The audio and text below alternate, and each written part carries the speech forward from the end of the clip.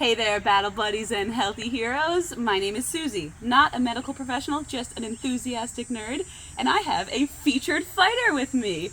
This is my friend Nellie Marvel, and she's going to tell us a little bit about herself, her athleticism, and your past career in LARPing. I know you had a whole bunch of experience in years past before you took a little break these days. But so why don't you tell us, just for introductions, a little bit about yourself as a LARPer, like how long you played and any highlights or interesting like staff or roles or characters you want to share? Yeah, so I got into LARPing. I was a freshman in college, so I'm in my mid-30s now, so it was probably about 15 years ago, something like that. I haven't LARPed in a few years, as you just said, but I got my start. My first game was an international kind of offshoot game. Honestly, it wasn't the greatest experience of my life. It was, the rules were weird, the people were a little weird, I come from a theater background, so the cost, it just wasn't a great scene. So, but the friend I went with was like, honestly, Nellie, not all LARPs are like this. Give it another shot. So, my next event I went to was years ago now. It was the Deadlands season opener, the very, very first Alliance New Hampshire when it reopened game, and I NPC'd for several years there. Yeah, so my first PC was a Solinari fighter. I played her for several years, and then the character that I really got into things with was she was a human rogue, a human very adamantly non-magic user rogue. So that was the Deadlands plot, right? Yes. Yeah. What were they called? Sadine Moore? Sadine Moore, yeah. So I had a Sadine Moorian and very, very adamantly anti-magic. And I think that was actually probably where my fighting and my fitness career started to kind of converge, because I was running with a group of folks who were all really pretty renowned for being good rogues. Were you on the hunt? Yes, I was on the hunt. Yeah. Constance, right? Was her name? Yeah, Constance. I feel like I've heard legends of Constance. I've seen pictures of Constance with her bright red lipstick. Yeah. Oh, she looked so fierce. She was a lot of fun to play. Old hunt member, Constance of Sadine Moore, and running with all these folks that were just so good at what they did. Yeah. I wanted to get into fitness for a whole litany of other reasons as well, but that was really kind of when I started my sort of fitness and LARPing journey. Cool. So LARP sort of kicked off your fitness with a lot of motivation and excitement. Yeah. Nice. Yeah, so is there anything specific about Boffer combat that appeals to you? Or is it just the roguing around, or? It's just fun, man. It's just fun. No, I still spar with my husband every now and then, just in the yard. We have a 2-year-old son who runs around after us with his foam sword, and fun for everyone. He's hilariously bad at it, but he will get there. He is 2. Yeah. My 5-year-old is starting to get a little more finesse. I've seen him do a footwork thing once. I was like, nice, son. Good job. Yeah. Good job. Yeah. Next generation. Yeah, no, he does a lot of kind of brandishing his sword. Oh, the theater is there too. Yes, he's got the theater in there as well. Yeah, no, it's just fun, and that's the most of it. Fun for everyone. Just the thrill of fighting is just exciting. Yeah, and so honestly, not to bring too much I don't know, the patriarchy into things or whatever, but it was also kind of neat. Our game was I felt like such a patriarchally led game. But, I know what you mean, though. I know what you mean. That there was I definitely had lots of instances of people underestimating me. Ooh. And it feels so good to prove them wrong. Yes. Yeah. No, I definitely had several. Yeah. No, I had several instances where it was just rat-a-tat. What? What did you just do? Yeah. So that was also a lot of fun. Part of the thrill. Yeah. I level with that for sure. It feels really good to be really powerful and to make a difference and be important out there. Yeah. Yeah, for sure. For sure. Awesome. Let's talk a little bit about LARP athleticism. Anything that you struggled with historically, or like what was the greatest weakness, or something you had to work on to grow? Honestly, like the confidence issue of it was really big for me. I mean, again, I came into it, I think, kind of almost at a transition point where there were a lot of folks that had been playing the game for a really long time, and they were really good at it, and they were like known for being really good, and so to kind of like come into it and be the new kid, and like these folks all have like 10 years of experience, and here it is, it's my first season.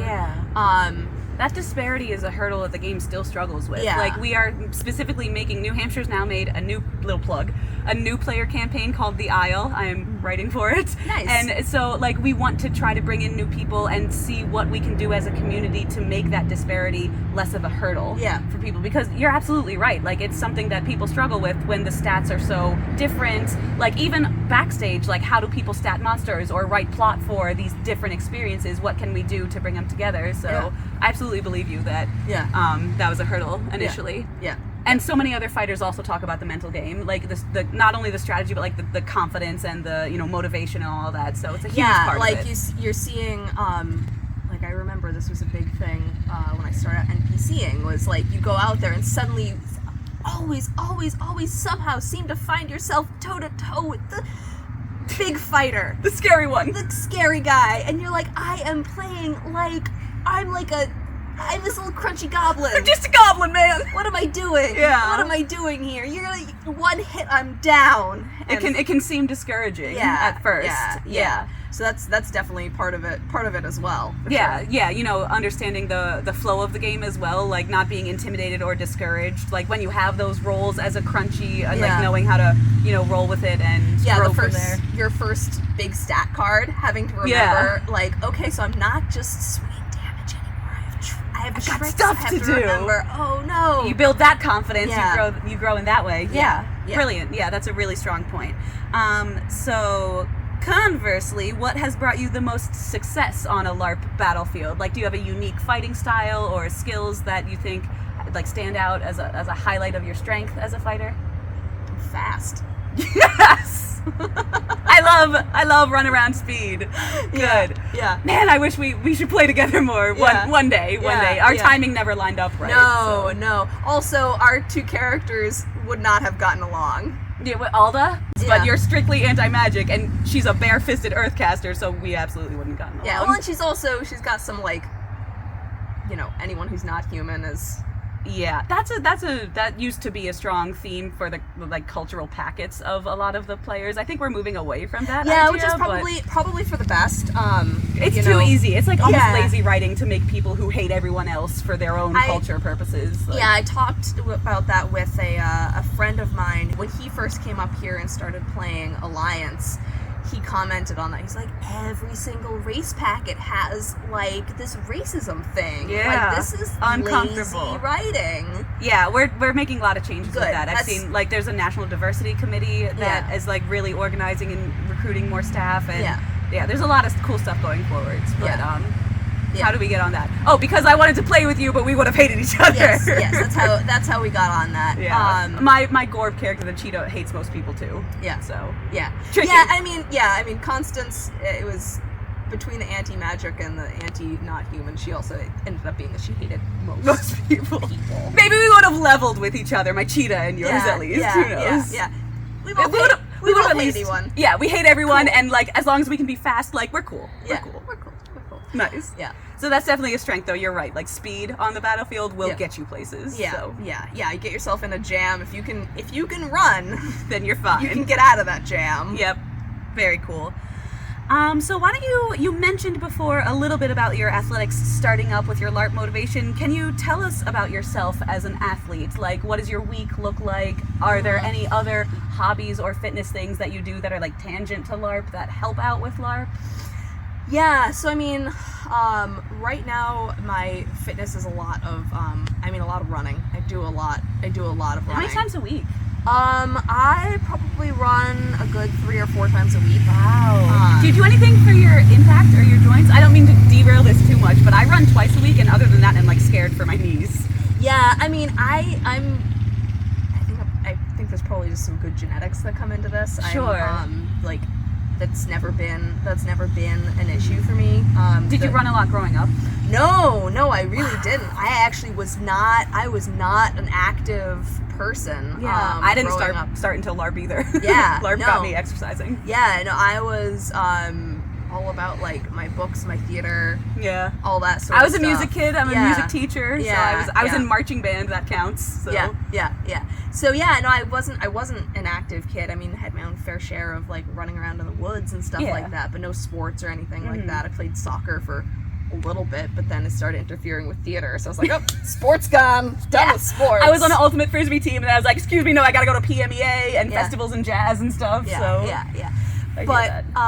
But so you just run frequently nowadays? Yeah, so I run a lot. I do some I do a little bit of like weightlifting resistance stuff. I probably should like peel back the running a little bit and bump forward the resistance a little bit more just to make it a little bit more balanced. But do what's fun. Do what you're excited for at the time. Like you got your whole life left. You'll make adjustments as you need to. Exactly. Yeah. No, there's been days where it's like, all right, well, the calendar says that I'm supposed to do, hit the bag. I'm supposed to like do boxing today or something like that. I don't want to. And I also for a while I was doing roller derby as well, which was also my older sibling does that. It's fierce stuff. It is. It's a lot of fun. Is it a similar thrill to the LARP battlefield? Like, do you feel like you're kicking butt out there? Yes. That's what it seems like. Oh, absolutely. There's definitely some like you coming up behind the pack. It's like, all right, you gotta like figure out which way am I gonna go, or am I just gonna like hit the back of the pack and muscle my way through it. Oh, that's cool. So yeah, that there was a little bit of overlap between LARP and roller derby where like they were kind of like helping each other out a little bit there. Sure. So, that's really cool. Yeah. Does LARP do anything to contribute to your everyday fitness goals nowadays? Like, do you do any LARP specific training in your exercise? Not particularly at the moment. Again, because I've been kind of on a break from LARPing for the past several years. Yeah. But I mean, like I said, I still do. I still spar with my husband. Yeah. In the yard sometimes. You still have the fun of LARP. LARP. Yeah, like I've got my sword still. Yeah. And honestly, as long as you're keeping up with your cardio, like that's basically LARP training. If ever anyone wants to get into LARP, having strong cardio will get you there. So. Yeah, and like with my son and all of that. But it's at this moment in time they're not super overlapping. Sure. So like, the motivation was there to start, and they grew together for a while, and now it's just like their separate life, like taking a break. But keeping up with the fitness, good for you. Good for you. Last opinion question is fitness or athletic skills you think are most valuable in preparing for LARP combat? Cardio, for sure. Literally the universal answer so far. 5 for 5 people have said cardio. Yeah. Oh, yeah, for sure. And then also just like keeping limber, stretching. Yeah, like flexibility and range of motion. Yeah. You don't want to be like out there on the battlefield doing this like kind of weird reach around to get the big baddie, and then like, oh yikes, I just pulled something there. Like, so you don't want to be like limited. Yeah. In that way, you want to be able to move where you need to get the shots you need to take. Yeah, exactly. Yes. And have the cardio to get you there. Yeah. I hear you. Perfect. Great answer. Rapid fire question number 1. What's the most important skill for combat success? Flexibility. Nice. Okay. And rapid fire number 2. What's the most important tip for newbies, new players? Enjoy it. Yeah, just have fun. It's a game. Yeah. It's a game. We're here to play. Yeah. That's if you're ever not having fun, why are you doing it? Aw, yeah. Don't force yourself into some sort of pressured position you hate. Like, enjoy what you're doing. There's enough to explore in LARP that if you are not jiving with what's going on, find another chapter, make another character, pick up another buffer. That's one of the reasons I made Constance was like my Solinari Kai was just like not particularly doing it for me anymore. So I didn't hate playing Story-wise or mechanic-wise or both?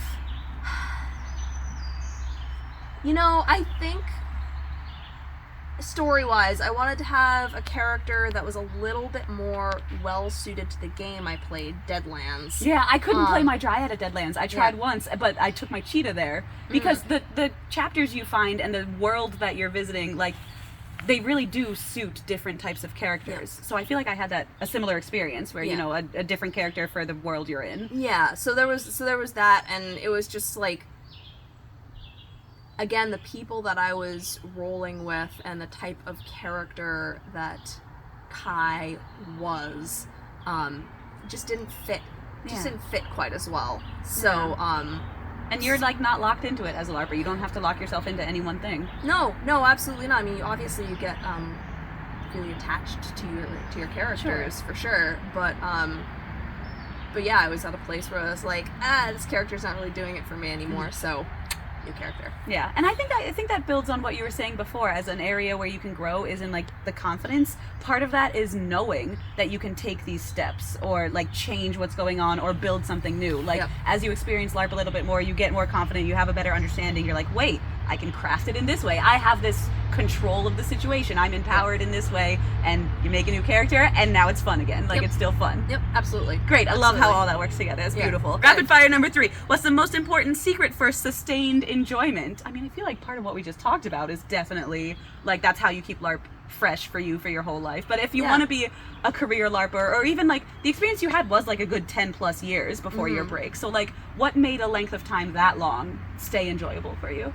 I mean, I think again, flexibility, ability, like like mental, emotional, and physical flexibility. Yeah. No, if there's one thing that I've always had going for me out of game that kind of like bleeds into game a little bit, because like again, Constance especially was not a very mentally flexible person. It's like, nope, this is how it is, and if it's outside of this, bad.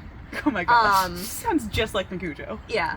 I've always had the out-of-game ability to really just roll with the punches. Oh, good for you. Like, that's tough to do. Yeah, I get anxious. Yeah, but things happen, and I'm like, well, that happened.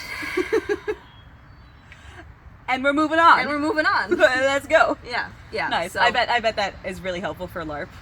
So. Yeah, for sure. Because you get into all these just like... There's drama. There's theater drama there. There's so much drama. Because that's what we are. We're dramatic storytellers. Exactly. We're in this world doing stuff. For better or for worse. Yeah. Like, there's drama, and some of it's wanted drama. Sure. And some of it's unwanted drama. But, like, so it's the ability... I've always been very good at my ability to just, like, roll with it. Like, this thing happened. I'm not gonna, like, let it faze me.